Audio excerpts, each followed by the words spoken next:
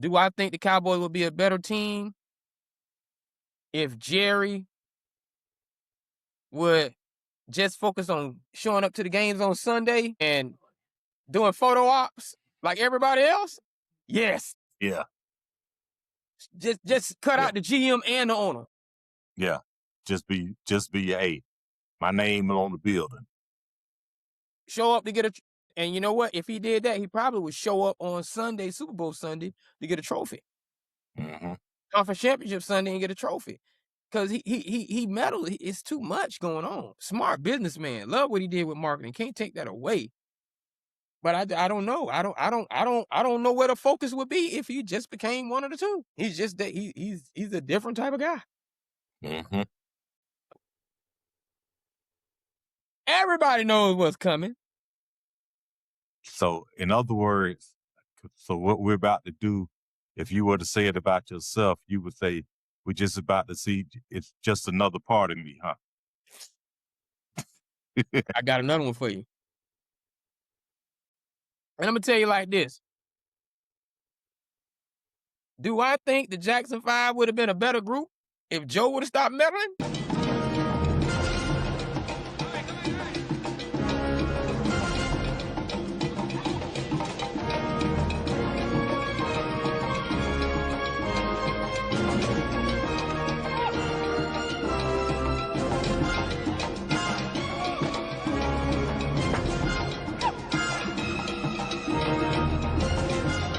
Wow. I can't believe how these women are always wanting you to go on an expensive date for the first date. Man, you better put her in the DVs, the date vault on the plug card. If she won't go Dutch, she can't mean that much. And now, I can come in saying, welcome, welcome, welcome, everyone.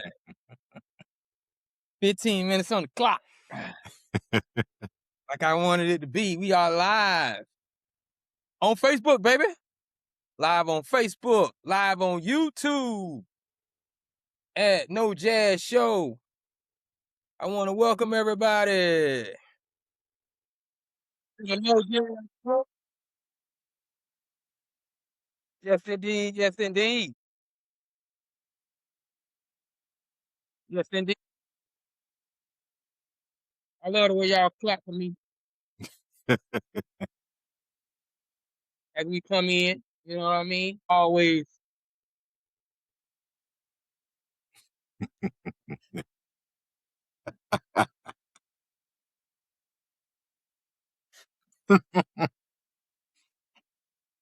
I always love a bit of love. What I they always say? love a bit of love. What they say? Legend in your own mind. Got to Living in start my own somewhere. mind, man. Matter of fact, Got to start somewhere. Hold on. I hope everybody had a great and wonderful, prosperous weekend. Before we begin this Tuesday edition, April 28th. And I hope everybody saw this movie. And I'm going to give you a friendly hint on what movie I'm talking about. And I'm going back to the cheering.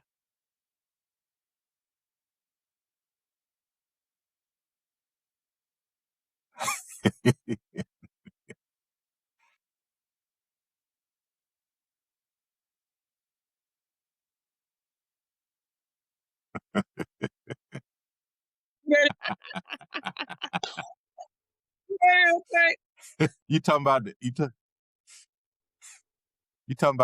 what is the NBA YoungBoy documentary? No, NBA. NBA YoungBoy had not graduated to the point where he just stand in the middle of the stage and just stab people. Okay, so it's not that movie. Okay, not that movie. I don't think he doesn't have enough. Well, he might have enough songs, but I don't think he has enough tenure in the game to even be considered for a biopic. But we're not gonna get into that. But we're gonna get into that. This is a sports show. First and foremost. But it's not just another sports show. Matter of fact, make sure, just like Tank said, this is not just another sports show. Make sure you like, subscribe, comment, and share. You are joining us live on Facebook at DUPONTZNIVEK. Live on Tank's page at RUSSELL. Ladies love Tanker. We don't say all that. That's just my way I say it. Russell Tanker, live in the locker room. Follow that link. Live on our page, NOJASSSHOW, our group page. No Jazz Show. Live on our Phantom page, No Jazz Show. There's another page that is the link is on. Also, I said YouTube. You can find us live on Twitch, live on what's TikTok. TikTok. TikTok live. We doing it. Moving up. I hope that button is working. Email us, NOJASSSHOW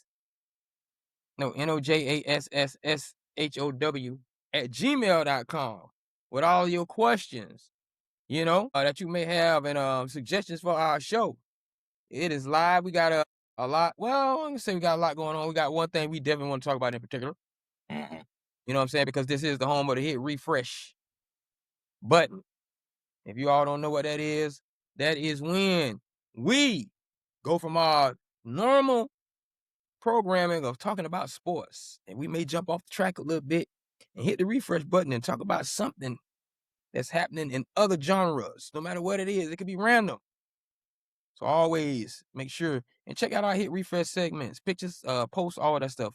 Coming out, I want y'all to get used to that brand. Speaking of brands, I want to make sure before I get into anything else, make sure I just introduce my main man, Russell, to my right or your left, whichever one it is.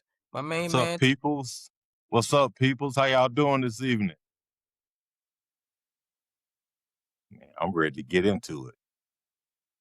Russell, you ain't gonna give him it. hey, you ain't gonna give him a dramatic Michael Jackson middle of the stage pause? Oh man, I left my shades. That's what I didn't have. I ain't have my shades. I left my shades, man. It makes me emotional. That makes me emotional. It makes you emotional, right? Give me some tissue. Give me some tissue. Yeah, they don't know about Tito. Give me some tissue. Yeah. Matter of fact, this whole segment, while we talking about sports, you might see a lot of puns come in relating to Michael. Not Michael Jackson, Michael, because that was the name of the movie. Biggest news out, we're gonna get to that in a minute. Now. How was your weekend? Fast. Yeah. I got a friend that came in town. He'll be here to Friday. How about we go out Saturday morning? Goes out Saturday morning to get breakfast, and then within 5 minutes of playing the slot machine, he's hit for over $800. Woo! I wonder what's the record. That's good. I wonder what's the record for stepping in and hitting. That got to be close to a record. Yeah. What did he say in what was that? I think Big Mama's house too. To wobble and drop it like it's hot. That's what he was doing. Now, when he won his 800, because it was at the beginning of the day, and the beginning of his gambling, did he say I'm hot and keep going or what?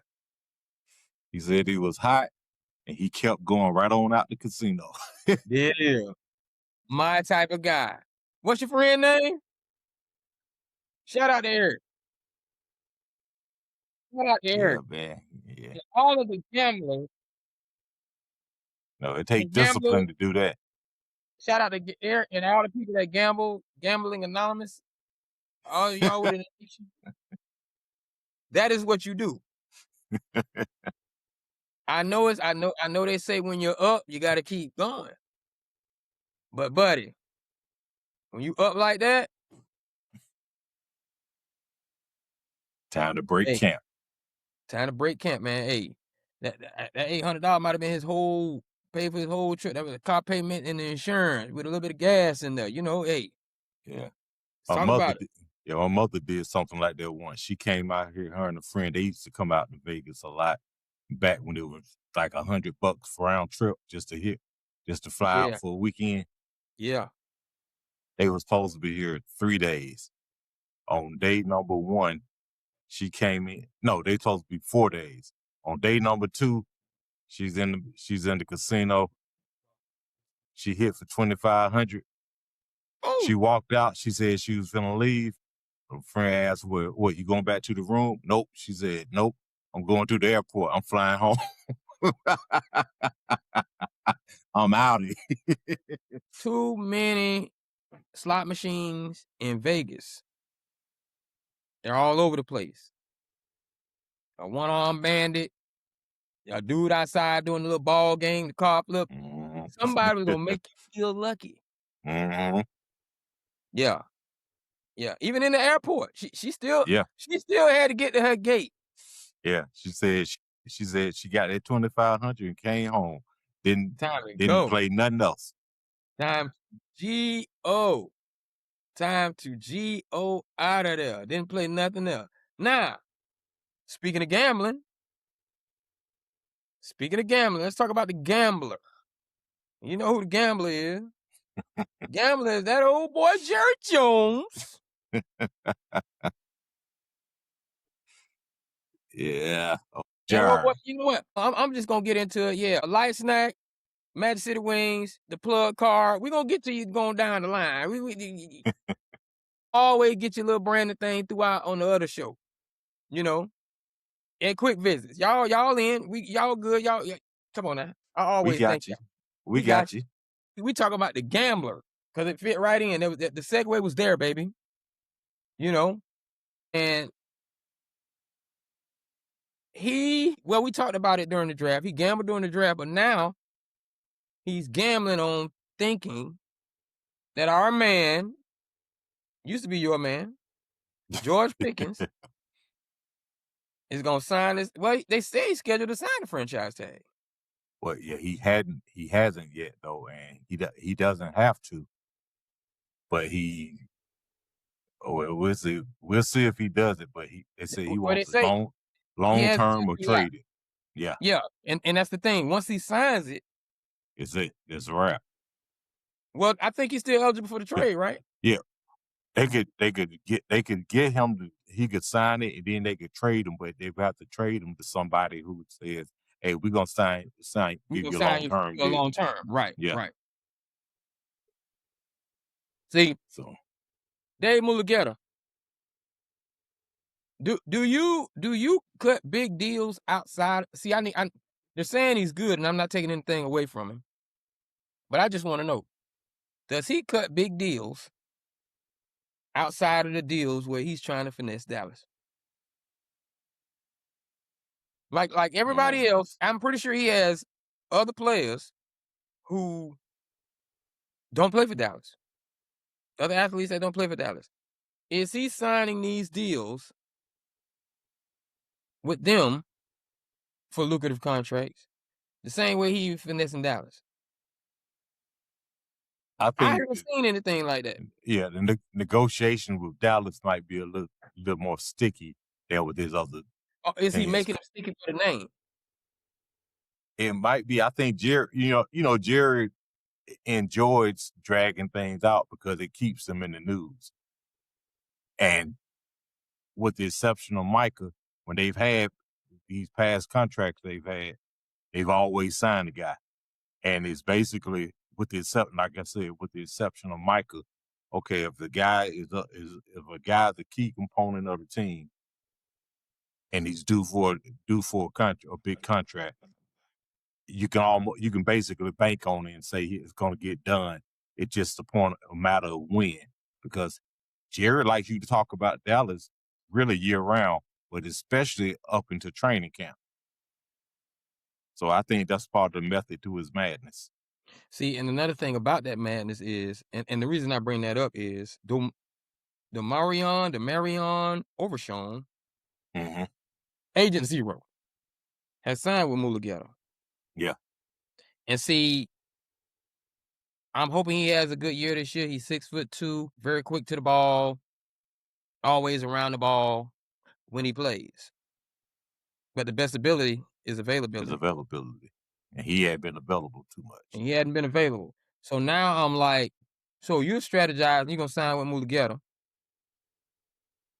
go out here and try to rob us this year, get paid, and go back to being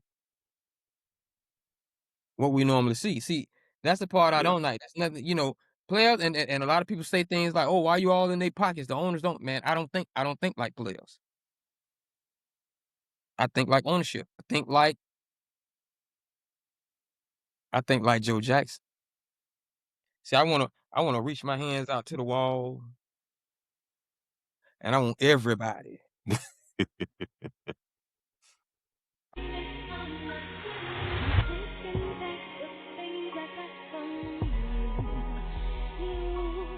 I want everybody to win. I know I got a Yeah. star,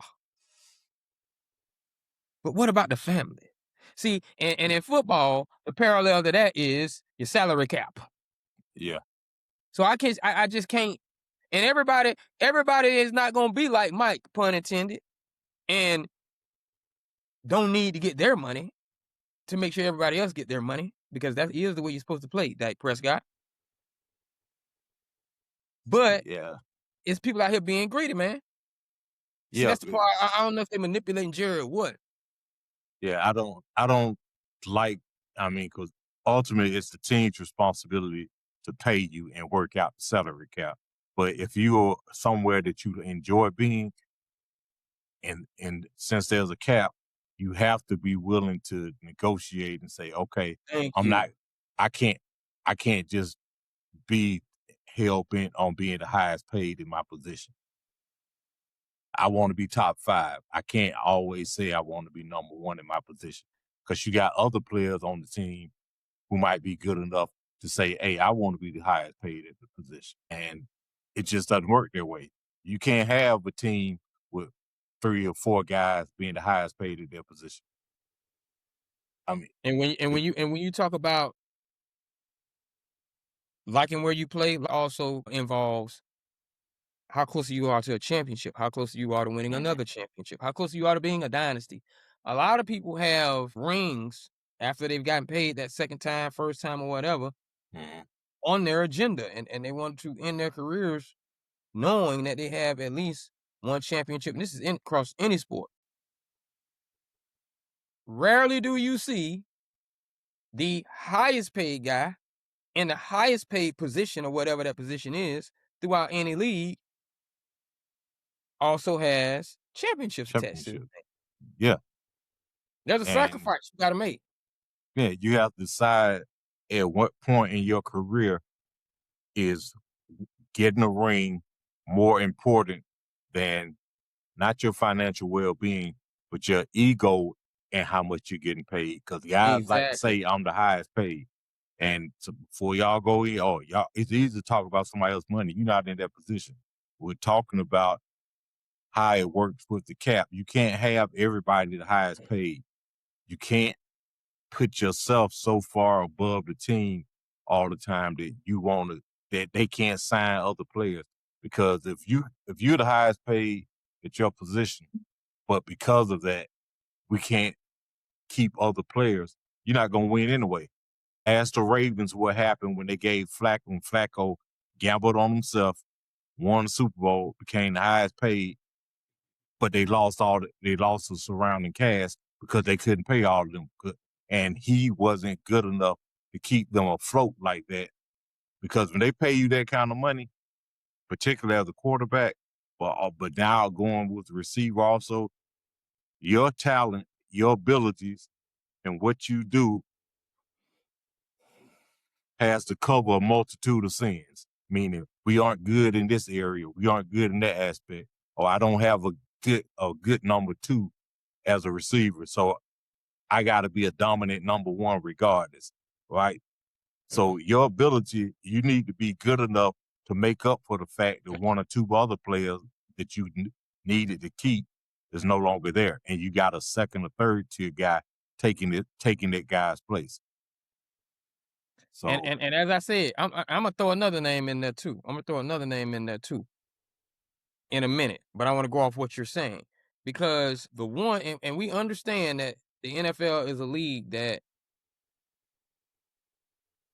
the highest, salaries are your quarterbacks. mhm, The issue with that is it's always the defense for the most part. Imma say some offensive line in there too, but for the most part, defense that ends up making the sacrifice monetarily to pay a quarterback, and this is across the mhm, board. And it's just not solely the quarterback. And here's why. Flacco might be an exception. Flacco might be an exception because I'm not gonna say he shouldn't have gotten, but for the most part, when you find your quarterback has done enough yardage and had that great season, he was throwing to somebody that's gonna feel like they had a great year too. Yeah. So it comes in twos, quarterback and wide receiver. Yeah. Oh, Your quarter. his 6,000-yard season was my 2,000-yard, 18 touchdown receiving season. Can I get paid? Now look at what we're doing. Yeah. I mean, I never really cared for the salary cap. I understand why they did it. And ultimately, it's for parity and all that. I understand that. I understood it when they started it. I understand it now. And it was also to cut down on dynasties, which it really hasn't. But I don't have a problem with dynasties. I never had a problem. My thing is, if one team is dominant and winning all the time, that means everybody else needs to step their game up, you know.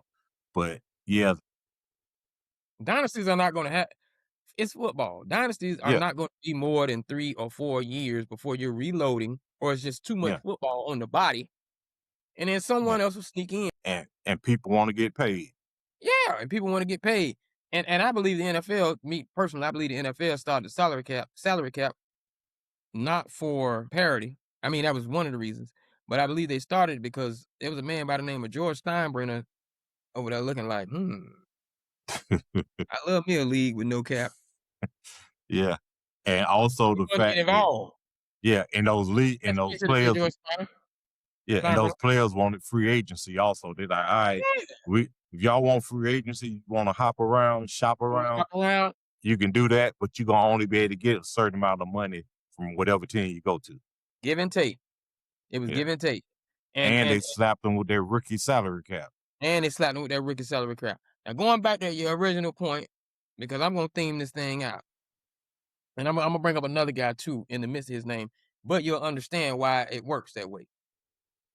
Uh, and I'm not gonna riddle you out. I'm not gonna get into the riddles because we're gonna get into that later. But your greatest 5-man groups ever in music is arguably New Edition and Jackson 5. Arguably.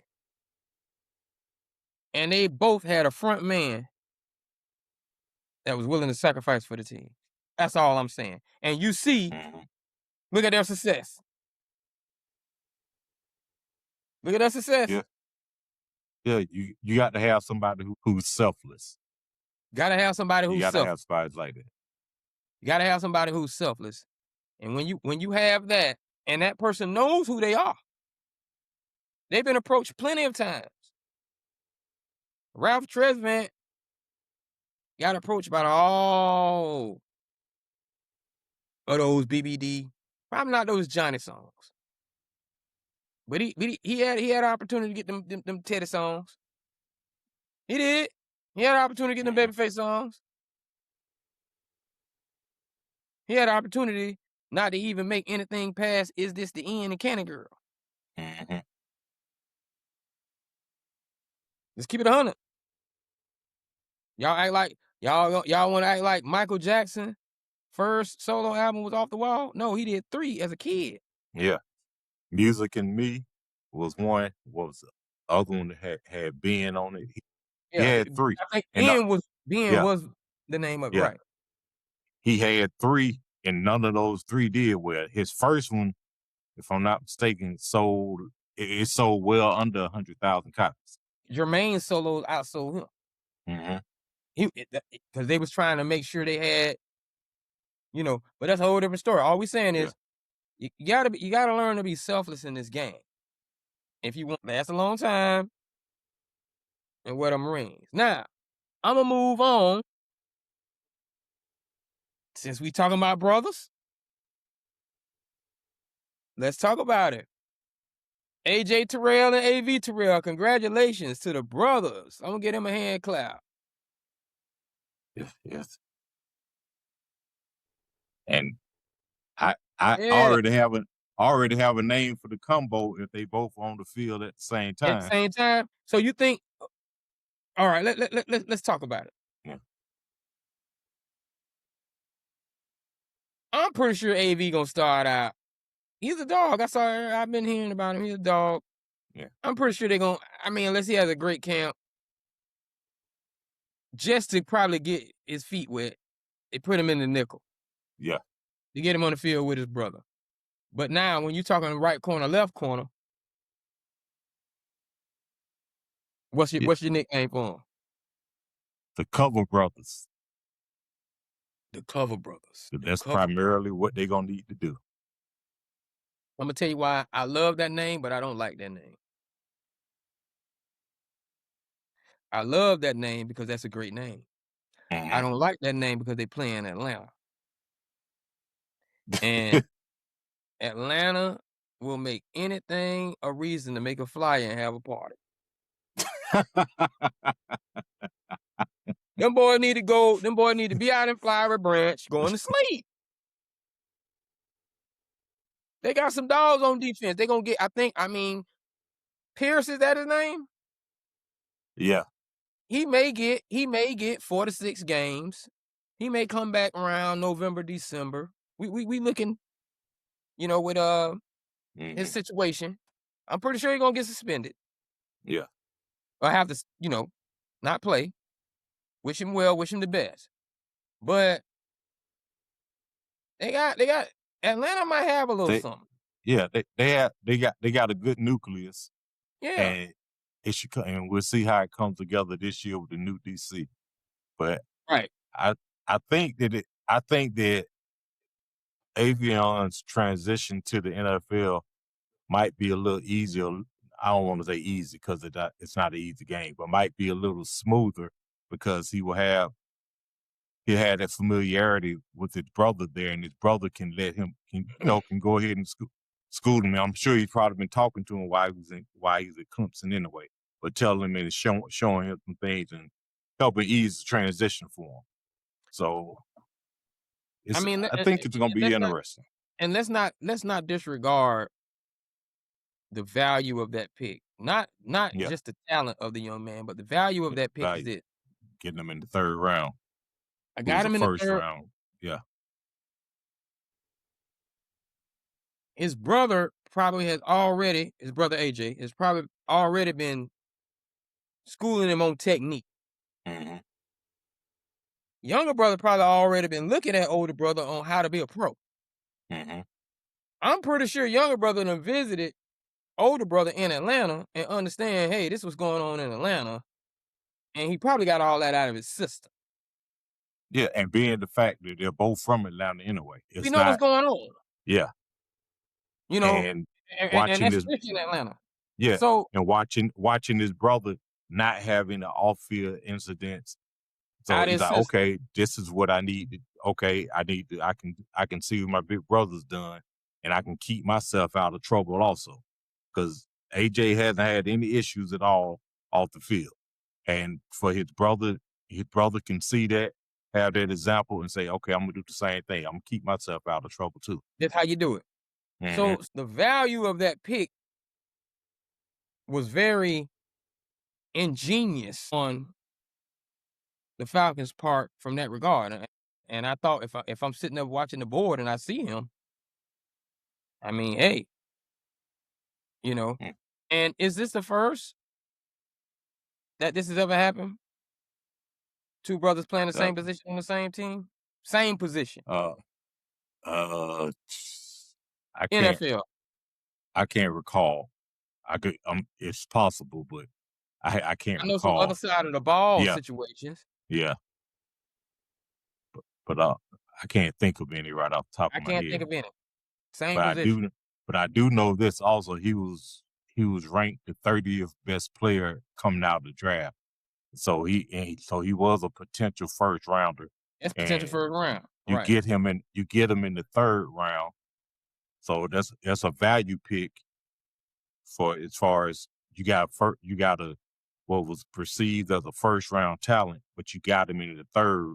You also got him at a cheaper rate as well. And I'm sure he's gonna hit the ground ready, ready to roll. So that Right. works out for them as well. And AJ is only AJ is going into his 7th year. He's only 27, I think, or Yeah. 26. So yeah, he got plenty of time left. Yeah. And Avion is young, is only 22. So you could have that pairing theoretically. You could have that pairing for a good long run. You at least get 3 years, cause realistically, 3 years down the line, AV could probably take AJ's spot. And what I'm saying is 30 years old cornerback, 25-year-old cornerback, probably drafted a 22-year-old cornerback, and then AJ finished his career out free safety. I mean, to stay on the Mhm, same team. You know what I mean? mhm, Like because that's usually the transition. Okay, I'm gonna just back up 'cause and read everything. Wear and tear, whatever the case may be. That's the way to keep that longevity of that because these receivers getting kind of fast and they bodying people up. I can yeah, understand, how a cornerback get up there in age because I don't know if they're related, but AV could have been out there playing with another Atlanta guy that's not with Dallas, Kobe. mhm. We looked at AV. Yeah, and I think also what helped, he fell in the he you could say he fell in the draft, and I think what might have caused that fact he had a hamstring injury, so he couldn't run at the combine. He ran a 4.6, but when he was healthy at his pro day, or when he was healthy, he's been clocked at the 4.3. So he's something, man, we don't, how people, how they get, they try to see if People you be can get curious. somebody, Yeah. man, he's sore. We don't know if we don't know how that hamstring gonna heal, or if it's just that, they come up with anything to knock you down as far as so they can get you for a cheaper price. And the fact that he fell to third and the Falcons didn't hesitate to say, hey, scoop him up. He's running fine. He's healthy. He's a 4.3. He's got a good enough. He's got good. So he doesn't have elite size, but he's got good size, and he can put some weight on. Hey, scoop him up. I don't like the name drop, but I think Louis Riddick said it, and it made sense. The combine and the fees and all the drills are so GMs and scouts can have something to say, I told you so. Mhm. You know, that just backs me up. We've looked at game film, we've seen the tape, we're sold, Yeah. but that was with somebody else. So now we're gambling. Let's put him out here with us under our watch. Let him do the drills. So if I say, don't get him because of this, or you get him because of this, what measurement said he was, you know what I'm saying? So it's your excuse to look as if you did all you needed to do and you weren't gambling. So Yeah. I can see that, Yeah. but I think it'd be a good little thing. Last thing regarding the Terrells. So you got two brothers, same position on the same team. Now, what a lot of people don't know, and I happen to know this because I know the person whose name we're gonna mention is his cousin, and he also happened to be the Terrell's uncle. Now, Levante, is it Lamont? They drafted defensive tackle out of Navy in the 7th round. The Cincinnati Bengals did. He was a 2-time All-American in that conference. So he's their cousin. So you got two of those family members drafted this year, Okay, okay. which is he's a 5'11", like 283. One gap specialist, runs a 4.8 defensive tackle who can disrupt some things. So for Cincinnati, that was a nice pickup. But it's interesting. You got the two brothers in drafted, and then you also have a cousin drafted out of Navy. So it's pretty good genes running in that family. Pretty good gene. Speaking of genes right quick, shout out to Billy, I like that. We going in there, right? We going in there. And so shout out to Zane Durant. Picked up. Pick 181 to the Buffalo Bills. You know, that's my boy Pierre Hmm. Marcus. Durant's son. Got picked up by the Bills. So, you know, we love to see when family, make it to the league. So shout out to that young man, and I wish him well. I wish him the best as he goes on to good football time, but it's cold. Yeah. Buffalo is so far up north, you don't even think of it. You don't even consider it part of New York till somebody tells you. And you do know that's in the state of New York, right? Man, the New Right. Yorkers be tripping on Buffalo. Yeah. They closer to That's too seldom. Canada. They closer to Canada than they are Yeah, to New York. yeah. But he's a bill now. He's a bill now. Time to pay your mama's bills. Nah, I ain't gonna say that. But that's a good family. That's a good family. But hey, from what I hear, he's a great kid. So I'm pretty sure all that's gonna be tight work taken care of. Now, um, let's talk about you. Because I know you want to talk about this right to refusal tag. I'm gonna let you have that. Explain to him what happened.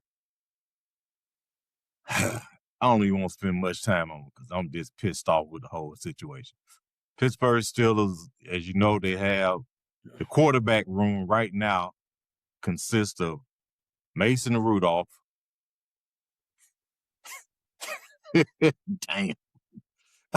Uh, Drew Aller, the rookie who he drafted in the third round out of Penn State. And I can't even remember his name now from Ohio State last year, the rookie who was on IR because he hurt his finger. That's our quarterback room right now. We got basically no experience in our quarterback room. And now Aaron Rodgers is jerking our chain and saying, "Hey, I'm gonna let y'all know, when I'm coming. If I'm still trying to decide." He just doesn't want to have to do any of the OTAs and all of that and extend his summer as long as he can. Which, okay, I understand that, but at least give a under the table a little wink, wink. Hey, I'll let y'all know when I'm coming after camp. At least do that. So the Steelers have placed the right of a very rarely used right of first refusal tag on him, which means that he can't negotiate with anybody without letting the Steelers know, and the Steelers can say, yes, you can talk to him, or no, you can't. And if you do decide you're going to talk to him, and they do say, okay, we'll let you sign him, we get a pick. Right. We get a pick next year. This is the And explanation of what right to refusal is. yeah, If y'all don't know, but go ahead. and but I don't see a team unless that team is a somewhat decent quarterback away from getting to the Super Bowl, or even talking to Aaron Rodgers, because Right. he what's the golf term? He's on the back nine, So I don't see, but I think that's more so a way of letting him know, hey, you need to hurry up and make a decision, and you need to, come on and get your mind right. Get your He's mind right. he's probably in the dark room somewhere again with with the wife that no one has seen or heard from. He probably can't see it either if he's in the dark room. But You know, we you go ahead. yeah, so no, whatever it is he's doing, no, because he has said that he'll play as long as somebody wants him. He better be glad I'm not that somebody because I don't want him. It's just ridiculous, man. He's turning into Brett Favre. You know what it is? His Hollywood ending is not there. I believe he had a Hollywood ending, he'll be fine with his walk. And it's not to Yeah, say he can't play. He's still like you know how those quarterbacks are. You see him 5 years after the lead. They 10, 13, 15. They be man, he still got on. No, this is not me saying that at all. yeah, No, please don't do that to me. What I'm saying is kind of like how, and I like this guy, but you know how how Paul Pierce didn't get his You Yeah, know, everybody wants to walk. You know, you want a yeah. playoff run He didn't get instead a farewell tour. his farewell tour. Like I believe that's why he's the way he is. You know, and I believe he might be salty his farewell tour than have a big G on the side of his helmet in doing so. Just like his predecessor. Yeah, but yeah, he got to go. If he does come back and play, I expect him to play about the same as he did last year. And and I think they're also banking on the fact that he knows Mike McCarthy's system and terminology, so that familiarity is going to help. That But familiarity. Well, and the hang out, picks hang till you draft a new one next year. do what? Hang out until you draft another quarterback. You all Yeah, getting a quarterback. you know, we got to. What is it? Is it Will Howard from Ohio State? We drafted last year, the quarterback. I think his name is Will Oh, Howard. okay. You all Yeah, did but draft. Yeah, yeah, Will. and now we got Drew Aller this year, who when he's on, he looks like a legitimate starting quarterback. He could be a legitimate starting quarterback in the NFL. The problem is he's off just as much as he's on. And when he's off, Oh, he looks like an illegitimate starting when he quarterback off, in he the off. NFL. He Yeah, one of them. yeah. So it's just a mess. But more than likely, Jeff we'll George. end. Yeah, Not as talented though. not as talented, but yeah. But he can throw a dime and then he can turn around and look like a damn penny. So And look like a penny. yeah, but yeah, that's all I got to say about that. Cause right now I just get frustrated thinking about our quarterback room. I thought you were frustrated. I thought you was frustrated at the fact that who was it? Philadelphia making phone calls to Dallas. That was terrible, man. That was That was terrible. terrible. That was terrible. I don't like that at all. I I'm don't like it because it happened to us. But at the same time, it was a brilliant move. But I can't say that because it happened to us. But hey, it's all about winning, doing what you can because they didn't have. But can you imagine you on the phone talking to the team and they saying, "Yeah, we're getting ready to." Wait a minute, why is Philly calling me? Because we just picked you. hmm That that was what I don't like about it is on my end, and it happens all the time. But I don't like. I get the fourth round picks, right? yeah. But I too much don't care for the idea of doing dealings with someone in your division Mhm. for them to get a first round pick, caliber Yeah, pick. You yeah, know, you gambling that he might pan out. Still, you're giving away your slot to get someone on offense that could because give us trouble. And yeah, we know because our you, defense is because trouble. because you yeah somebody who plays a position opposite one of your weak spots. Opposite one of my weak spot. It Yeah, didn't that part I didn't get within a division because primarily, and this is what I've been told, you go in the draft and you draft to beat your division to win opponents. your division, to beat your division opponents. That's one. Then you take that team once you win a division or you get to the playoffs and you present that team in the conference. Right. Yes, you play inter-conference, out of conference throughout the season. No. You drafting to win your division, you drafting to win your conference, then you go play that lineup opposite the best lineup who's done the same thing within the division. I didn't get it. Happens all the time, especially with coaching. Mhm. I just thought when you saw Philadelphia on the phone, why are you even picking up?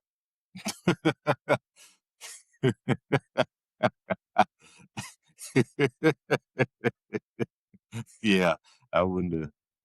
Yeah, but he at least but as far as for Lemon, he'd say, "Hey, well, I'm still staying in the state of Pennsylvania. I'm just on the other end of it." Yeah, you're on the other end of it. Yeah. And it made me say, okay, maybe the Cowboys are feeling like I'd rather give this pick to Philly and have them beat us twice a year than give this pick to Pittsburgh and have them get 7 Super Bowls. Mhm. I Yeah. mean, that's what it feels like. It felt like they hated Pittsburgh more than you hate Philly. Like it was kind of, Yeah. it was just crazy. Let's say the enemy of my enemy is my It's friend. my friend. Yeah, so Yeah, that was crazy, man. we'll see how it works out. We'll see how it works out. Now, before we get into that, I just want to let everybody know, please make sure you follow us. We are live right now on Facebook at DUPONT NIVEKZ. We are live on RUSSELLTANKER. That's Russell Tanker's page. You find that link. You find the link. Also, No Jazz Show on our group page. Also, we are live on Twitch and TikTok, all both at No Jazz Show. Make sure you email us at nojasSHOW@gmail.com. And we have an Instagram at DTHE No Jazz Show. And you can also find us on X at No Jazz Show. Now, finally, this is somebody in the chat. I don't even know what they're talking about. But anyway, we're gonna go back. We're gonna move in because I know what's gonna take an hour. Mhm. I saw your little 8 minute speech. I said he got more to say than that. But anyway, uh, based on your assessment of the draft, Mhm. what do you grade? You don't have to give me all the teams, just your team, whatever, we'll just start. What did you give your team? I gave us a B- because we drafted for need. We drafted some good players, but okay, it's somebody in the chat. Yeah. Yeah, you gotta see who it is. But we drafted for need, so I'm glad about that. But I think that, and it sounds funny because we know for whatever reason it ain't gonna pan out. But I think the Jets did a good job of drafting. I give the Jets That's what's up. I'm gonna throw one out there, and we can volley back and forth if you want to. I give us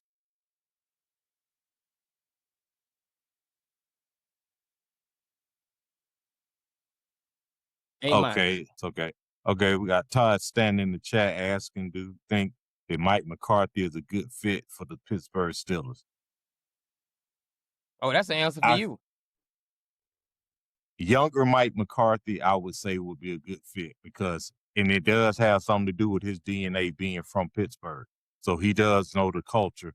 He knows the history. He knows what it takes to win there. But the fact that he's 63 years old, and I'm not talking about people, oh, you too old to coach. But the fact that we had so many weaknesses, so many things we need to upgrade, I'm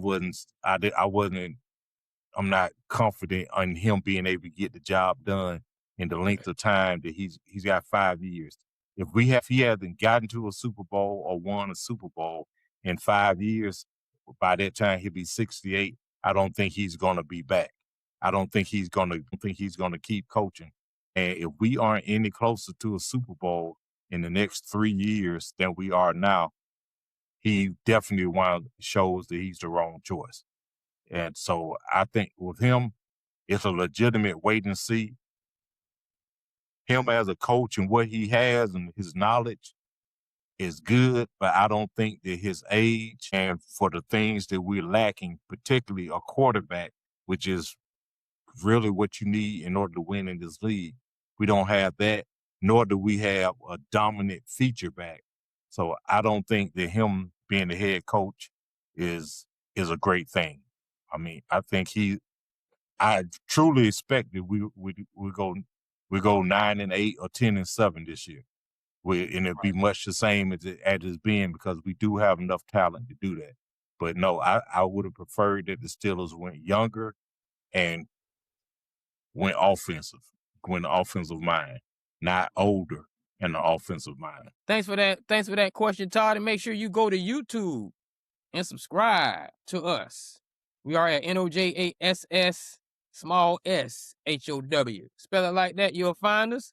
And you can also find us live on there right now with this same episode. But thank you for watching us live on Riverside.fm. As we move on now, I was about to say, I gave us an A-, but I would have given us an A. And the minus is only because we didn't get Mezzador, and you know how I am.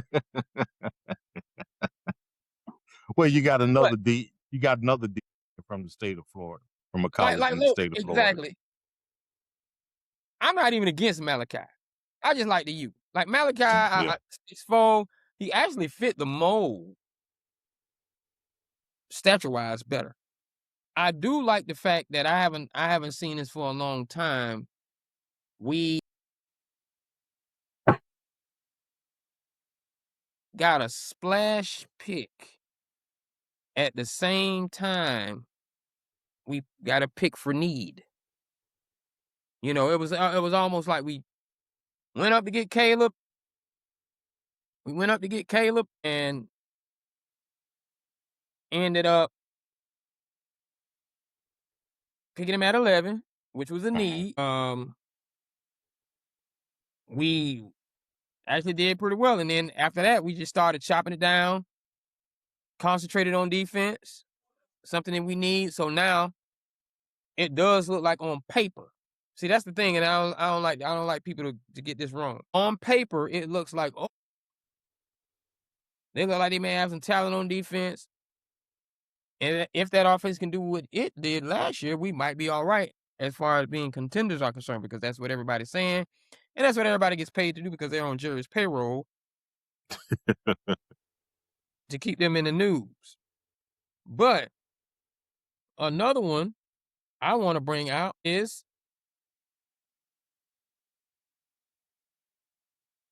Las Vegas Raiders. I think they did pretty well, man. I like the fact that Mendoza is out there.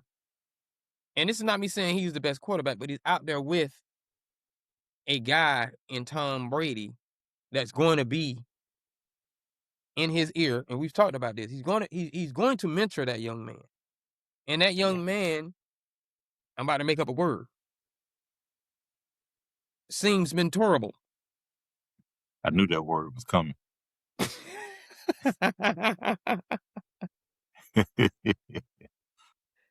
Yeah. Then you went out and you got the safety. You went out and you got a defensive end, because remember, you still got to find somebody to back up. And the fact, because the Crosby deal fell through, you actually, it's almost like you got another player. You got another player because you weren't expecting Crosby to be there. Max was supposed to be gone. So now it's like, wait a minute, we got him and we got him. Right. Yeah. Right. And then you said you got Gerard McCoy at the cornerback. But I like this. Then you said, we're not going to beat up our young running back. And we had this conversation last episode. A good young running back can help bring along a young quarterback. But you went out and got you another running back to kind of spell Genty. I'm not spelling Genty. I'm sorry. I got a feature back. I'm running till the wheels fall off, because I'm not one of those people who believes that, okay, if we don't run them enough, or we don't utilize them the way people used to, it's gonna last longer. No, and when your car is 10 years old, it don't matter if it's got 50,000 miles or 150,000 miles. It's still 10 years old. And the technology, all of everything is different. It's not going to hold up when you compare it to other things. So you get what you can out of him. And like Nino Brown said, If you run him into the ground, but he's productive he's productive for you for 6 or 7 years, and then he's not able to do it anymore. How did Nino Brown do it? Cancel that. I buy another. So you can't bank on not using a guy to think you're gonna prolong him. Right. It's just like cars. People, I don't want to put the miles on my car. That's what you got it for. Well, I'm finna go out of town. You just bought the car 3 months I ago. got a What do you question. mean you don't want to put the yards on, the miles on? I want to look at your, with the exception of Kobe Bryant and Mm-hmm. Michael Jordan, Mm-hmm. because that's the only time people have really like voluntarily, and they volunteered themselves to put miles on a Lamborghini. But you Mm-hmm. don't want to put miles on a Lamborghini, Tank, do you? Why do you have it? In that case, it's just an accessory. That's why, and you see a lot of these the expensive cars when they don't have miles on them. It's just something that you have so you can show that you have it, and people can A running back is not a luxury. yeah, you need to use it. You need to use it. We got a question in the chat for you, Katie. Says, do you think that the Oh, Dallas Todd, it's Cowboys? Todd again. Yeah, yeah. Do you think that the Dallas Cowboys would be a better team if Jerry Jones just focused on being an owner? Todd, thank you for the question. And the question for everybody you just read it off. I don't think Jerry is making these decisions on his own. I don't think he's been doing it for the past easily 10 years. I think his think tank is indeed helping him make the GM decisions from a draft perspective. Because he has drafted well. Now, contextually for your question, I think he needs to just be an owner when the season begins, because the GM in him begins to associate himself, and it might even be the owner too, but he begins to associate himself too much with the players, which takes away from the coach. That's the part I don't like about Jerry. Jerry, I don't know if he can be an owner. When you ask just an owner, I don't know if he can be an owner where owners let GMs and coaches do what they do. So even if he concentrated on being an owner, he still might be not allowing them to do what they do. Because when they don't, when you can't, when discipline, and I don't mean discipline in the sense of, oh, you got to do this, you got to do that. I mean discipline in the sense of, I can go to daddy when my coach tell me Yeah, I'm not playing well, I'm not doing well. See, that I don't know if that's GM or owner doing that. Because Jerry is just still not your typical owner. So I don't yeah, know if he concentrated on being an owner, if he'd step back. So I'm gonna yeah, blame the GM. But that's the yeah, thing I say. So, yeah, I don't know and what he would do. yeah, and he also has said on a couple of occasions, "I am the owner, so I can make decisions." He's one of those control freaks. It's like, "Look, I paid for this team. I did this, that, and the other. I can make the decision that I want to make. I don't care what anybody says." And if he was a traditional owner, I think the Cowboys would be. I Yeah, don't yeah, think that exactly. Exactly. it wouldn't be 31 years loading if That's my they point, had Todd. somebody else. I don't know if he's even a traditional owner to say do I want him to be owner. Now, I will pose this question for you, Todd. Do I think the Cowboys would be a better team if Jerry would just focus on showing up to the games on Sunday and doing photo ops like everybody else? Yes. Yeah, Just cut yeah, out the GM and the owner. yeah. Just be my name on the building. Show up to get and you know what? If he did that, he probably would show up on Sunday, Super Bowl Sunday, to get a trophy. Mm-hmm. Conference Championship Sunday and get a trophy. Cause he meddled. It's too much going on. Smart businessman. Love what he did with marketing. Can't take that away. But I don't know. I don't know where the focus would be if he just became one of the two. He's just that he's a different type of guy. Mm-hmm. Thanks for the question though, Todd. Again, make sure you follow us, NOJASSSHOW on YouTube. Make sure you go there and subscribe, man. Thanks again. Now, I did announce to everybody to do that before I did that. So everybody knows what's coming. So, in other words, so what we're about to do, if you were to say it about yourself, you would say, we're just about to see, it's just another part of me, huh? I got another one for you. Hey, thank you, Todd. And I'm gonna tell you like this. Do I think the Jackson 5 would have been a better group if Joe would have stopped meddling? Absolutely. And now we're gonna hit the refresh button and go right into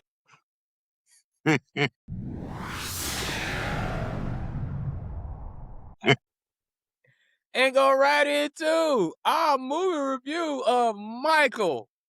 If you didn't see it, you're probably complaining about it with the complainers, and I believe those people didn't see it. That's what I believe. Right. I believe they didn't see it. And how much did it make? 118?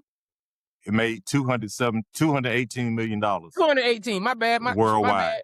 Worldwide. 218 million worldwide, becoming the top-selling biopic of all time, surpassing Straight Outta Compton.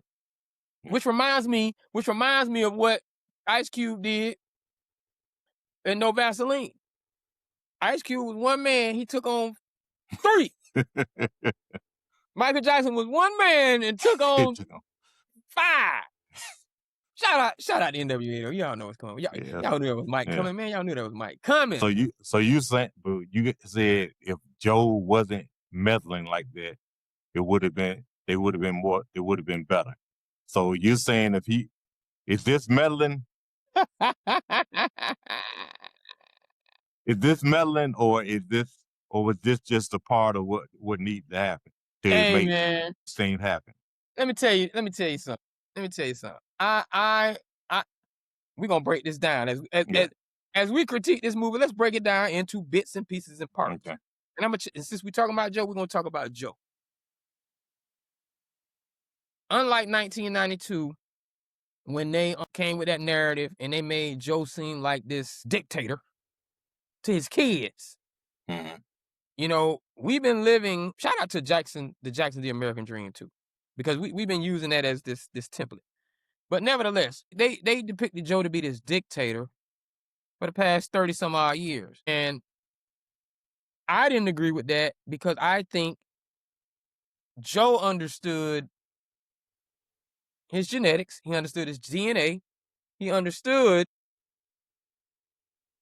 where he was living in Gary, Indiana, and I believe that the focus that he knew he needed to instill in his boys to get them to be more than to be all they became. To get them out of Gary. And then the fame of it took over with the ownership. But I got context on that too. As we stated earlier, he got to Motown, and even the movie touched on the father figure Berry Gordy was. And Berry Gordy's daughter, Hazel, married Jermaine. So he took one of his sons. Let's be real. And I believe the stranglehold he had on Mike was, I let you get one. I can't give you my golden goose. Yeah. And so I believe that gets lost in translation to the man and the father Joe was. I don't think Joe was a bad guy. I honestly, even with the belt situation, I don't think he was a bad father by far. And people also have to remember, especially people of a certain age, because a lot of people 30s and below, They grown up with this. CPS. My mama, my dad, they just hit me. They just spanked me. Come and get them. You know, it's been to one of those. I'm gonna call the police on you. When they were growing up in the 60s, and yes, when they were young kids, and then into the early 70s, discipline and the way things were was a lot different. A lot of people are looking at it through today's eyes as opposed to the time that it happened. Because it's different. Things were different. Catherine was a stay-at-home mom. Joe went and worked in the factory. He came home and he wanted things done the way they were traditionally. And that meant, hey, I rule the house. Y'all are going to do what I tell you to do. And when he saw, wait a minute, these guys got musical talent. I didn't make it as a musician. I'm in this damn stinking steel mill. What I did to get distracted. Yeah. Y'all can make it. I'm going to do whatever I can to get y'all, and we get all of us out of Gary. And if anybody's ever been to Gary, Indiana, especially if you go these days, I've been a couple of times.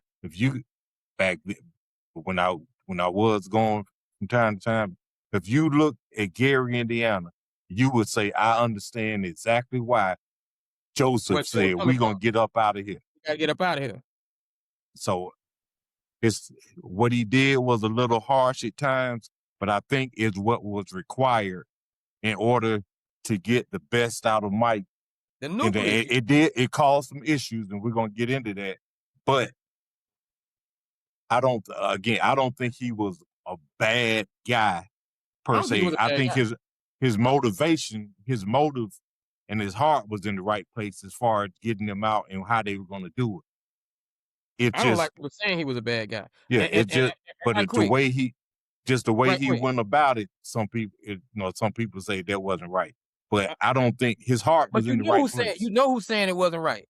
Just like you said, it's a generation saying it wasn't right.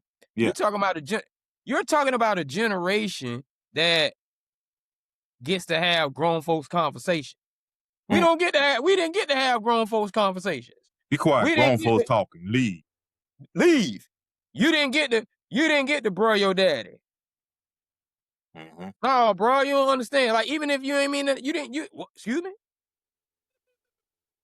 I'm not your friend. I'm not your friends. See, it's a generation out there that got taught. I'm not going to say who did it. We know the movement.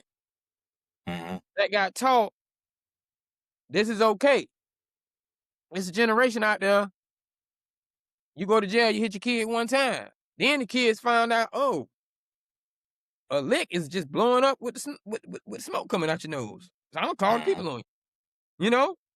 So I guarantee you, if you did a percentage of those kids who got disciplined like that and what they're doing in life, and those who didn't,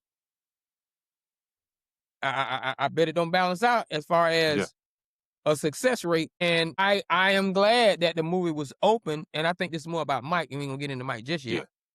I'm glad the movie was open to show Mike, hey, look at me.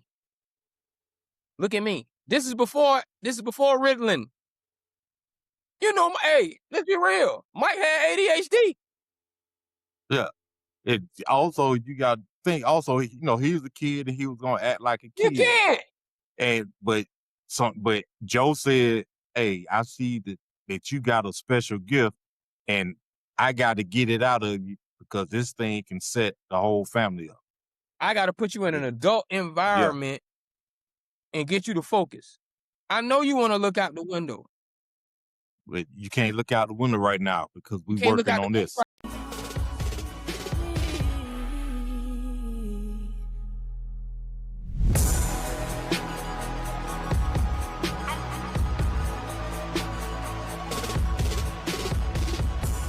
Right now, you know, and then let's be lenient on Joe. Once Mike got to where he wanted to get to, Joe did not let Mike bring llamas in the house. And when he got that monkey, what Joe said, Catherine was the only one, from a movie standpoint. Catherine was the only one said, no, you can't do that. Joe just laughed. He got his nose fixed. Joe just laughed. Yeah, it was. So he was his own good cop, bad cop. I don't like the way Yeah, I yeah, like the way they polished Joe up a little bit personally in the movie. I yeah. like the way they And as far as Joe Coleman Domingo, he nailed it. He nailed it. to give us He that. he nailed it. I mean, I didn't even realize who it was.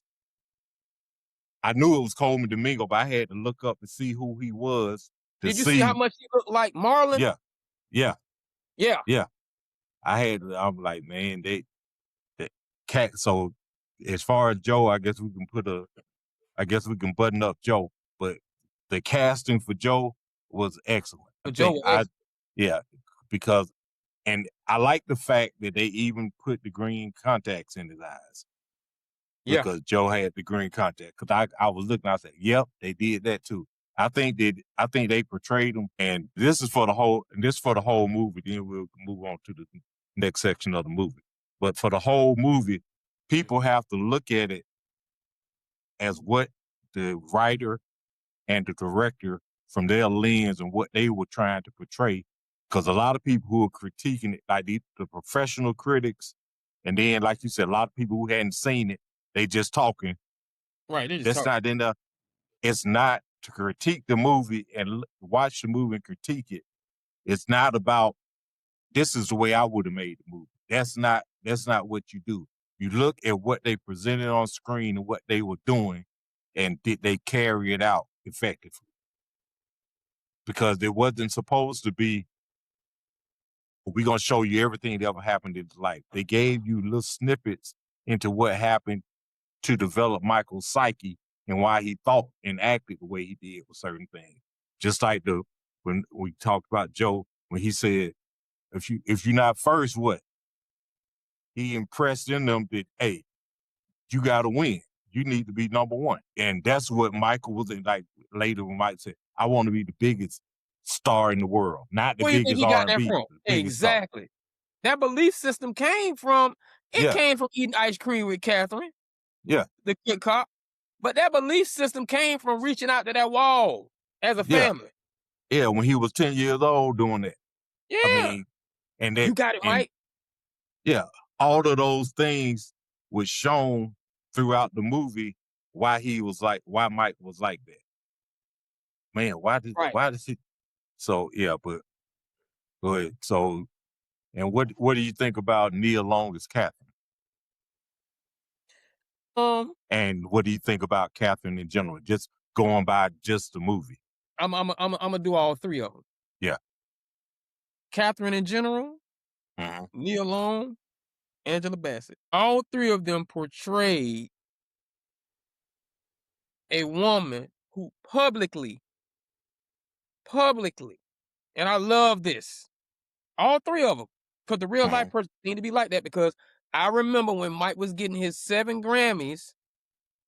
This is real. This is real. When Mike Mm-hmm. was getting his 7 Grammys in 1985 at the Grammy Awards, whatever year that was, for Thriller, he said, "I want my mama to come up here, but she's shy Mm-hmm. and she don't like to be out here in public." Camera pan on Catherine, Yeah.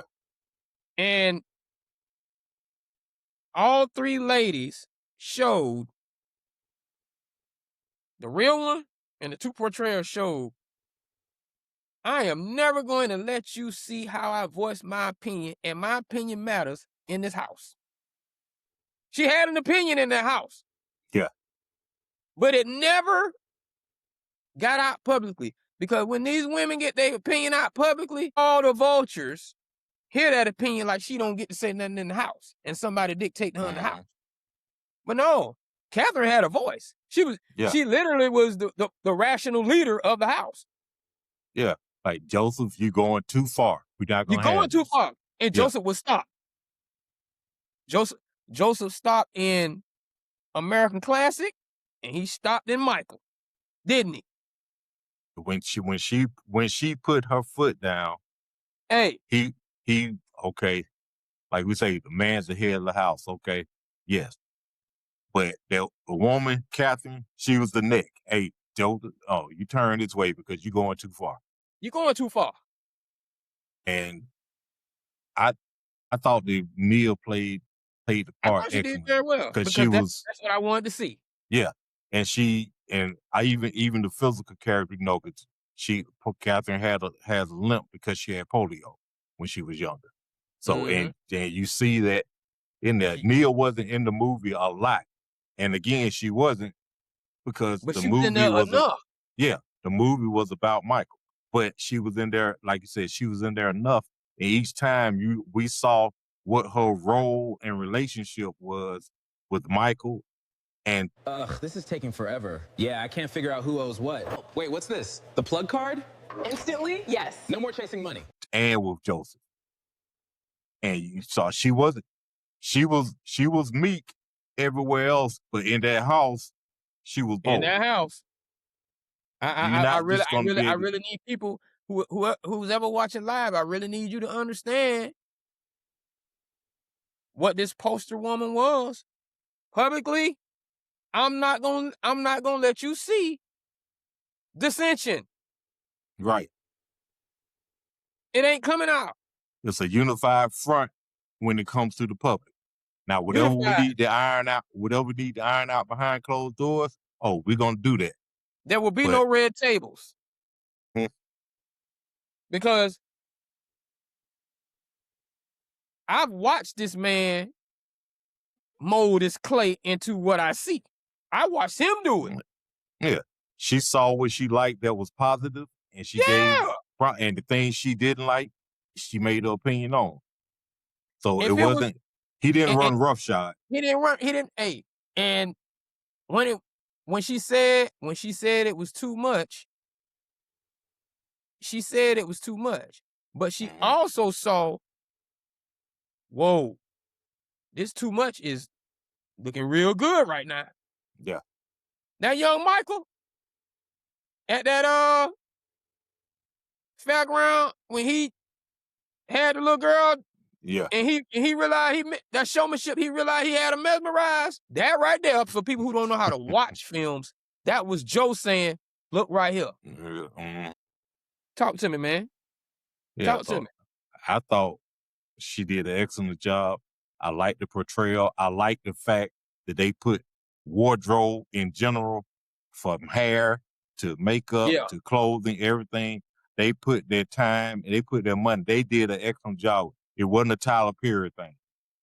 Oh, it wasn't. Nobody, you're not gonna be talking about, man, those terrible wigs. I think the prosthetics, the wardrobe, the hair, everything was done Across the first board. class. Yes.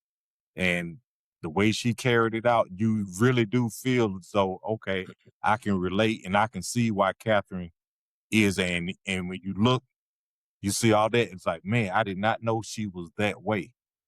Because in public, you didn't see, she doesn't show any of that. Exactly. You She know what? just, I'm gonna tell you she's a something. proud mother. Casting wise, I even like the way they casted the other Latoya, four brothers yeah, and the brothers. because I didn't sit there saying to myself, he don't look like Jermaine. He don't look like Tito. He don't. No, Yeah, this the movie where y'all play the back. yeah, My focus was on Jafar, and I don't know if that was purposely to not have them look so much like the other one. American yeah. Story, American Dream. American Dream. Everybody get a role. It was Michael's movie. Yeah, He let them be in the back, even the camera action. I'm not giving you too much of them. It's about yeah. him. Because I forgot, is one guy, I can't remember who he is. He's got a name. I can't remember his name. Who played one of the brothers, because the brothers were literally in the background.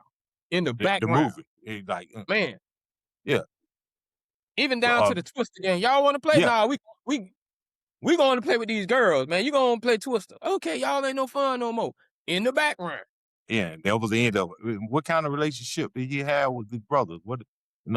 He showed you a little bit, and it was all, and what they showed you about his brothers was to show you why his psyche, why he was the way he was. Why he was the way he was. The thing that they showed throughout the movie went towards letting you We didn't even go in understand the why brothers' he was rooms. that We didn't way. go in the brothers' rooms. Yeah. I was big enough. We never went in the brothers' rooms. Why does he like animals so much? No, they're my friends. Oh, okay. That's why you didn't have, because the animals were my friends. Animals don't judge me. Animals don't talk bad about me. The Talk to 'em. animals, I show them love. They show me love, and that's that. They don't say anything to me that I don't like. I wanna go back. I wanna go back a little bit to if Joe was so bad. If Joe was so bad, because everybody had a say so in this movie by virtue of I want representation or not. Janet Mhm, chose not to have representation. mhm. That's why a lot of y'all mad. Diana Ross chose not to Not too. have representation. I didn't like the fact that she chose not to because it gave the idea of something Imma touch on that Mike didn't move out the house, which is a lie. 'Cause Mhm. Mike lived in New York Yeah, during pre-Wiz and pre-Off the Wall. yeah, 'Cause I personally I can't do anything about the chronological order and the way they moved the movie because the movie was moving, but I would've liked to see Studio 54 Mike, who was there yeah, every night yeah. And to make you know what I'm saying? I would've liked to see that. I'm not mad at it, but I would like to see it. My thing and about that is if Joe was so bad, Latoya had a role in there, right? yeah, Latoya had what, 7 studio albums? They didn't need to do good. Reby wasn't in there. yeah. Reby had a top Red 5 too. hit Yeah, written by Michael. written by Michael. There was a group called Randy and the Gypsies. Gypsies. Jermaine had 2 studio albums while with the Jacksons. His 3rd studio album was when he left in 1976. So my Mm, thing is, keep all of that in mind when you talk about Joe putting them hands to the wall and saying this is about family, because it was a TV show, variety show. Janet wasn't in there. We already knew what she became, but we also know she was Penny and mhm. she was Janet on Different Strokes. And Joe she was let in Fame. and she was in Fame. Joe allowed those kids to prosper under the glow of Michael Jackson 5-ish. He ain't that bad. Yeah, I mean, they as far as his He discipline, wasn't that people bad. don't. As far as his discipline, people will say, okay, that was his fatal flaw or whatnot. But overall, for what developed and what the things that they did get, What it came out to be, yeah, it's a I bad mean, part. but I think that as far into what Michael again showing little things about the rat, being about the chimp, and I'm sorry, the only person who did say anything in objection to all those animals was Catherine. Nobody else did nothing. It's like, and I think Catherine was the only one. and people also knew and accepted the hierarchy. Is like, look, Mike is the golden child. Mike brings all this, makes all this happen. So if he wants this and this is gonna appease him, we're gonna let him do it. Because if it wasn't for him, we'll still be at 2300 Jackson Street. Exactly. And shout out to Miss Catherine Jackson, who's still alive.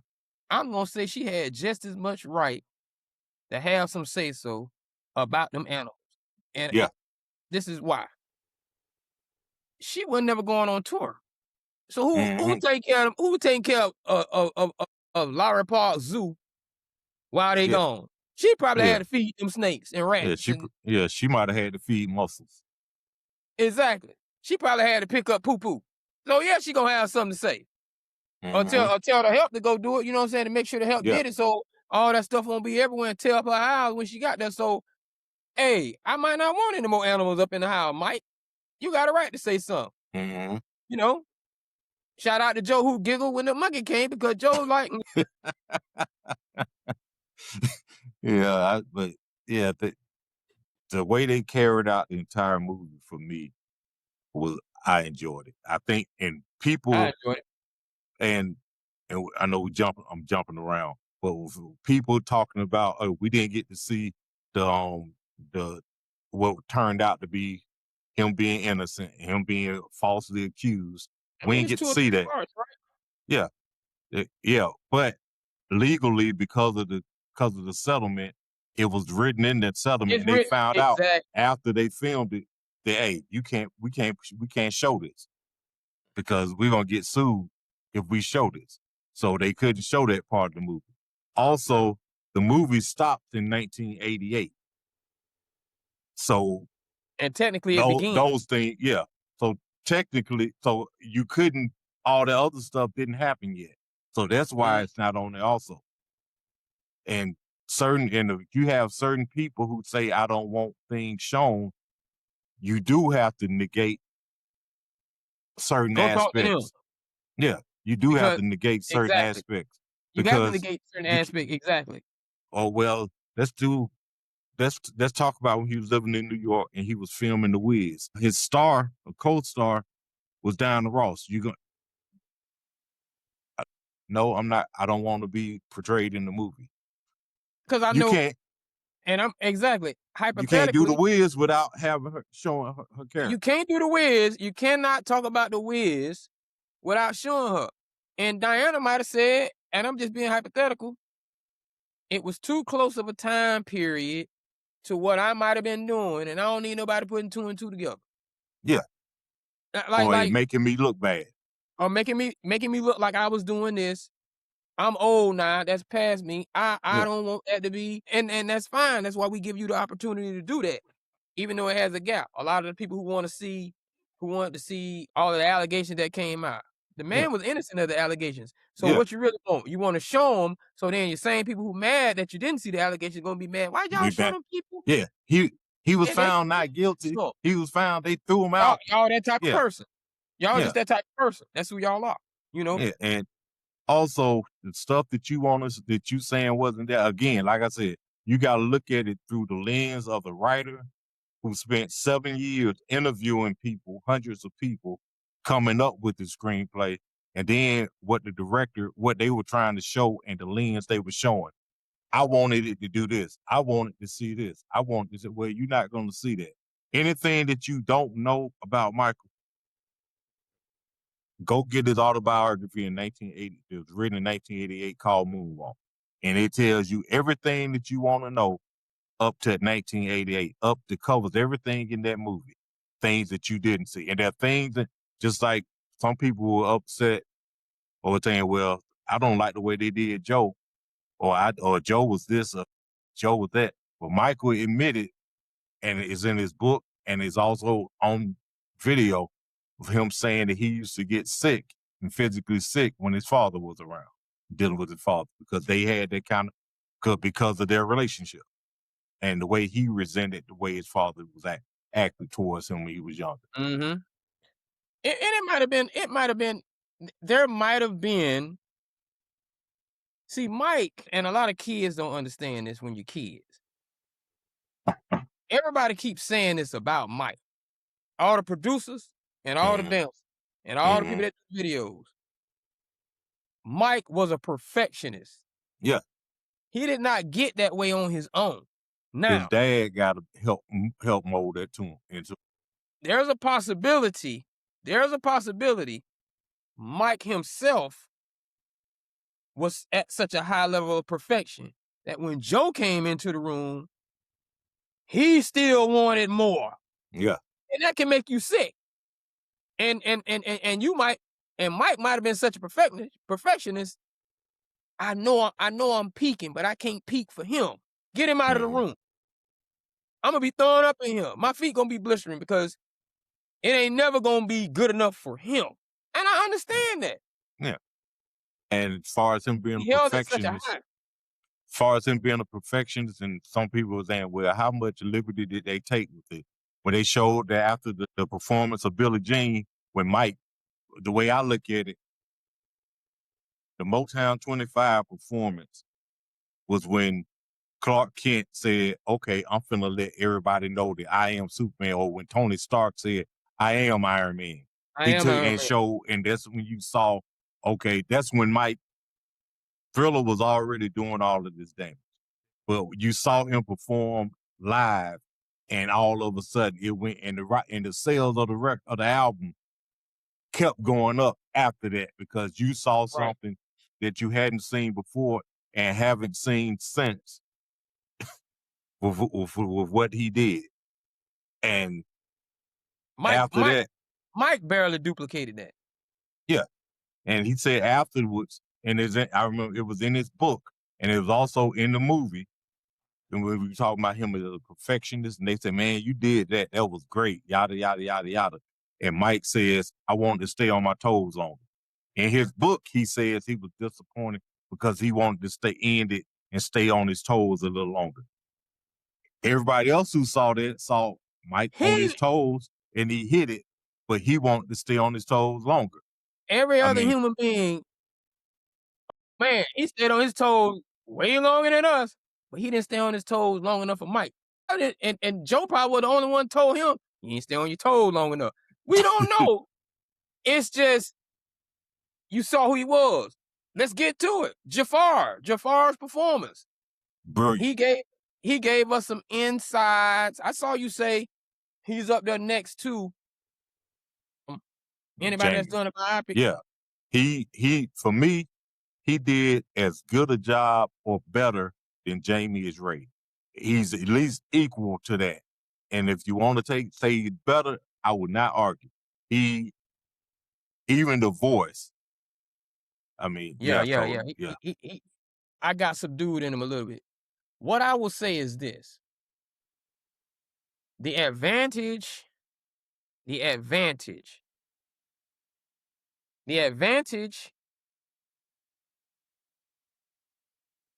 Denzel and Jamie have over Will and Jafar. We talking biopics. Muhammad Ali, Ray Charles, Malcolm X, Michael Jackson. The advantage is we saw so much footage of Muhammad Ali and Michael Jackson, you compare by default. You know what I mean? Like he didn't have enough of what we didn't see the original do, so you compare by default. We didn't see young Ray. We didn't see Detroit Red and Malcolm in his interactions with the minister. So you're going to become him to us. Right. That was the disadvantage. Like the part Jafar did when they filmed Thriller. He said, "Hey, can you tell John to pan that out? Does it have to be so close? Can you tell him to show the feet?" And that feet was a constant theme through the movie. And Wasn't he it? talked about why. And I was like, and when he first dropped it, I said, now that explains it. And it even explains why his logo was his feet. The MJJ, his logo was his feet. That's why I would use it. And when I saw him do that, I said, and we thought, shout out to John Landis. E.T. Shout out, I mean, still Spielberg did E.T., but I forget John Landis did some stuff. Yeah, I think he Ghostbusters. In American Werewolf in London. American Werewolf and all that, yeah. So my thing is, you thought Landis directed that himself. No, Mike visually said, pan that out. You gotta show the feet. And now you look at Thriller, and Mike made you see that. And so when they gave the behind the scenes making of that video, and let us not forget, we saw the making of Thriller behind the scenes. It was a video, it was a VHS out about that special. We saw that too. But when he said that, I was like, yeah, that's what I'm talking about. Jafar in the pool, and he said, I gotta manifest the music, because if I don't manifest it and I don't think about it, God don't do it. Prince gonna do it. I like that. Just that little bit of competition. I think it was too early. I don't think, because that was right before Billie Jean, and I don't think Prince had hit to like 84. But I understood. No, but 1999 had been out, and it was, and then was Prince on his level? Or maybe he respected it. They were like this because Mike had Off the Wall, but Thriller hadn't come out yet. So Mike And Mike Prince was hadn't on. exploded yet, and Prince had Purple Rain out already. No, Purple Rain wasn't out. Purple Rain was out in 85. Yeah, Yeah, Mike. Purple Rain came out in 85, and Thriller came out in 83. But Exactly. so He was 1999 and Thriller would the whatever that album was with Controversy. Mike must have respected what that was. Yeah. Mike must have respected the Little Red Corvette era. Yeah. That's what it was. Mm-hmm. Right. Okay. I didn't know. I didn't realize. But you know what? From a musical standpoint, I think Prince was making noise because he had to flip the script on Rick James, who was respected. Yeah. And he had the time coming in there. So yeah, he was putting other people out. So Mike might have known. Yeah, I gotta do something. Mike coming with Purple Rain. I mean, Prince coming with that Purple Rain game. Yeah. He coming. So I can see that. Yeah. I like that line. I like that line. And the thing that was good to me also about the feet, remember what did Quincy Jones tell him when he was recording Off the Wall? Hey, man, you can't be moving your feet like that. Told him, hey, keep your feet still. Because Mike. Who else told him that? Barry Gordy told him that. It's like your feet. But that was his thing because even as a kid, that was his thing, his feet. And what was funny is I saw an interview with Jimmy Jam, and he was talking about when Mike and Janet were recording Scream, and Mike went into the studio, and he said Mike was laying his vocals down, and he was dancing, moving around, and doing all that, and his chains were clinking. And he said he put on a full performance, singing the song, doing everything that you're not supposed to do in the studio. But he's like, and he said, how was that? And he was like, yeah, man, that was good. But when he was saying that about the feet, I was remembering the Jackson song. I can't remember the name of the song now, but at the end, I just can't control my feet. I just can't.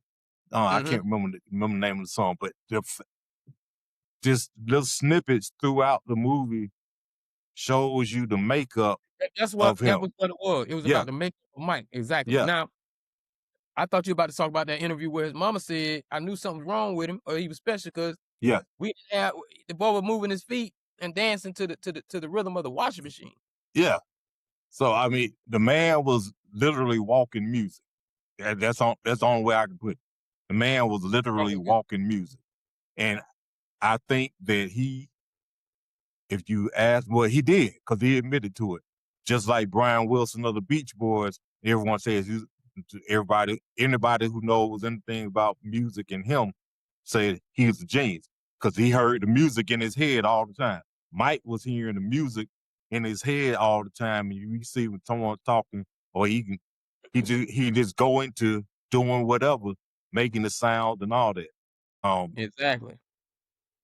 And it's just so many stories about just his creative process that they couldn't put into it when they edited it down, because they said it was a 4-hour movie, but they had to edit it down. It was a 4-hour movie. Yeah. Now, I'm gonna say this, man. I got two things, boy.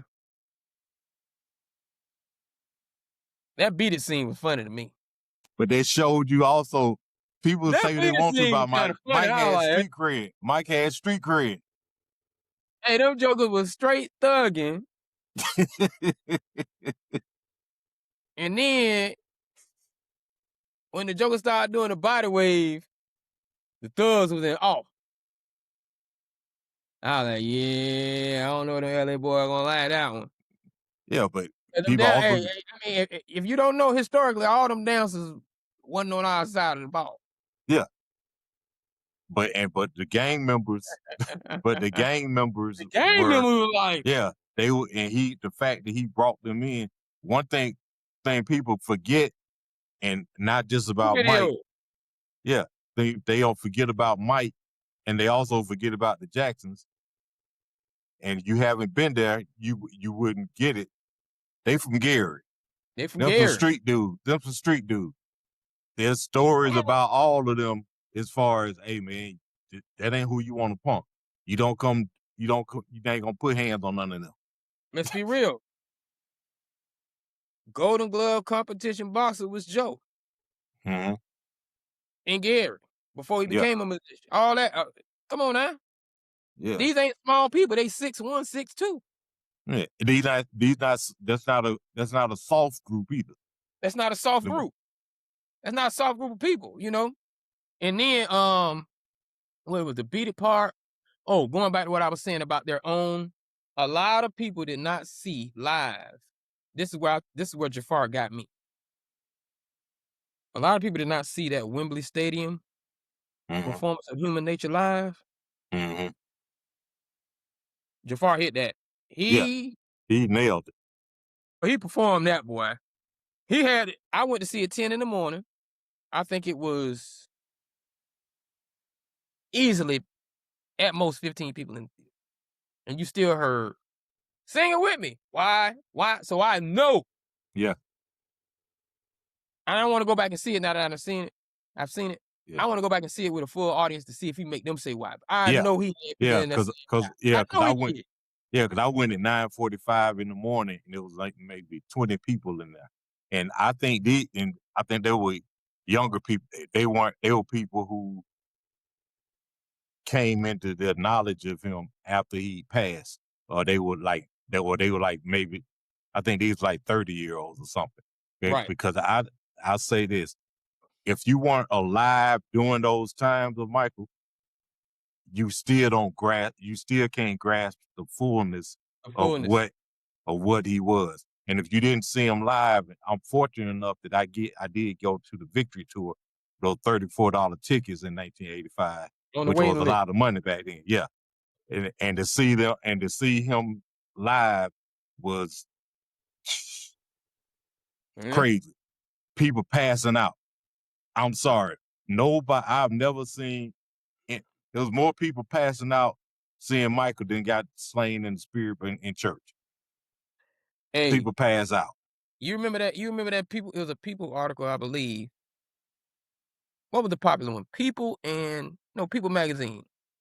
1988, People Magazine. I think that's what it was.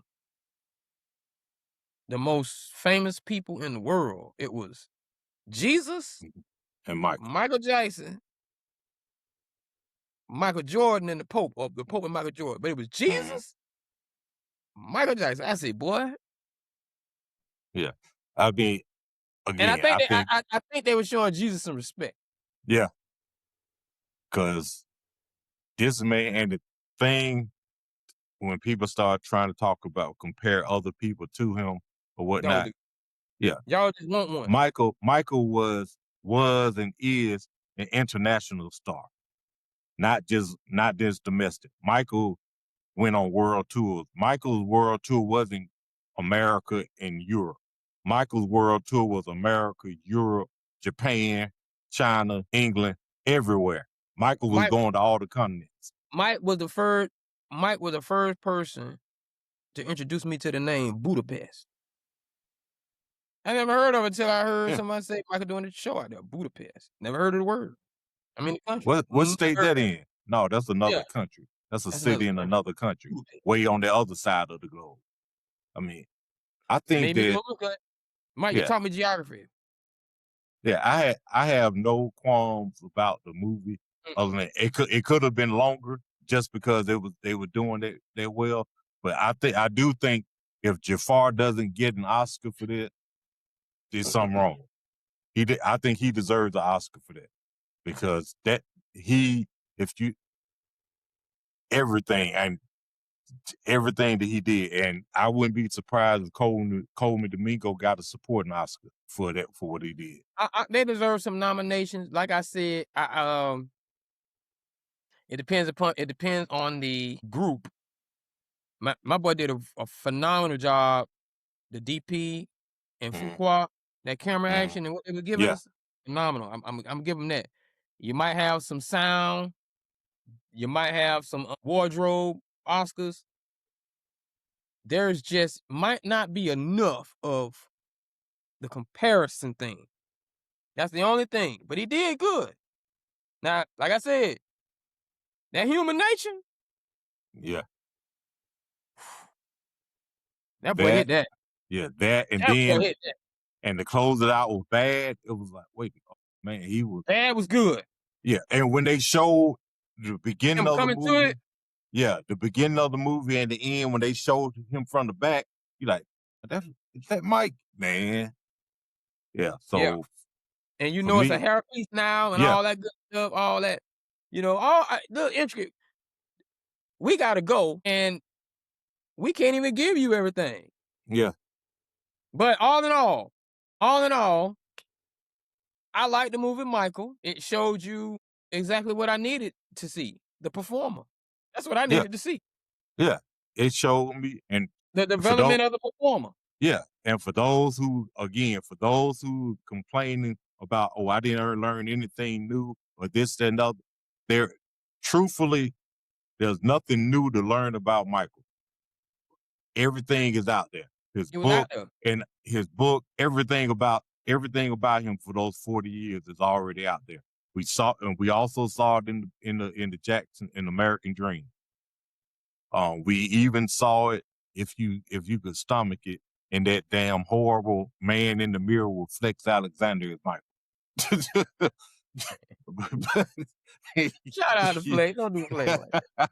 Yeah, but Flex no, trying to pay them bills. yeah, that movie was excellent.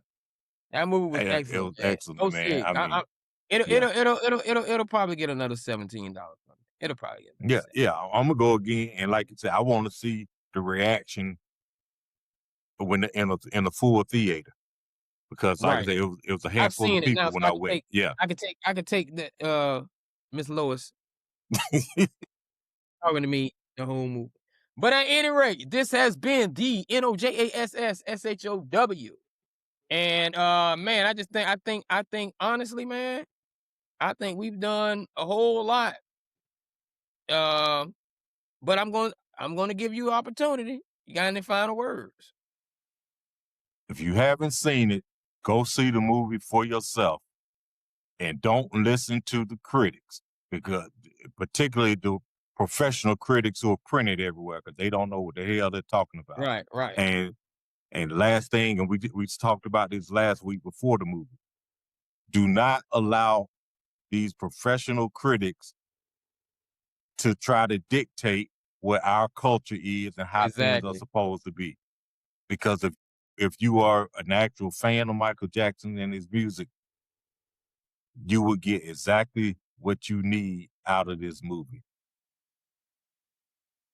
Exactly. And my final words, I'm gonna just keep it short. As a fan, as a sports fan, we have seen sports meet fashion and entertainment in the dating world many times. This is nothing new. Mhm. We've seen them come together. We've seen them break up. We've seen them have kids. We've seen them go through their things. We love them. But what we're not going to do is, if you don't pay attention to sports, I get it. But we're not going to be telling people with nobody before somebody you know got with them. I'm going to help y'all out and get on y'all's side. Because it's the only one I can think of. And he probably was somebody. But the only one I can think of is, I didn't know Kendu and Mary J. Blige was already famous. But all this other stuff, she wasn't in the gym shooting. You gotta get out of your bubble thinking, oh, these people just, there's a reason why your girl knowing. Yeah. There's a reason why your favorite artist knows this guy. You know? So Mhm. I just want y'all to stop with all that. Don't no no no no no no don't be saying nothing like that, man. Like, I don't even know how I can complete and conclude, but Brandon didn't make Kobe famous when he went to the prom. I'm sorry, like Kobe If you thought that, you was on Brandy's side of entertainment. Yeah. It was some people who said, well, who is this Brandy girl? Kobe Dayton. Mm-hmm. We just got to stop that, man. But at any rate, this has been the NOJASSSHOWD No Jazz Show. I want to thank you all for joining us on this April 28th, going into April 29th edition, finishing before midnight. You know, it comes on Tuesday nights, 10:05-ish to 10:15-ish. Eastern Standard Time, 7:15 on the West Coast, where my boy Tank resides. And make sure you like, subscribe, comment, share. Find us on The No Jazz Show on Instagram, No Jazz Show on X. We're also on Twitch. Find us on YouTube. Please go subscribe if you're just seeing us for the first time. YouTube, NOJASSSHOW, No Jazz Show. We love you. Thank you for all our new subscribers that came out. TikTok, No Jazz Show, spelled the same way. And as I stated, like we always do about this time, Tank, salute these people and tell them good night. Holla.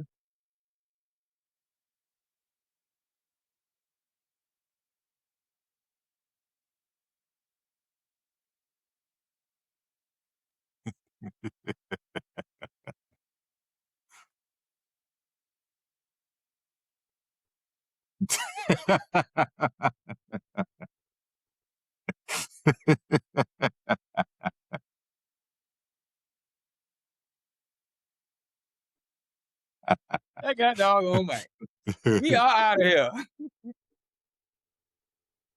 Woo!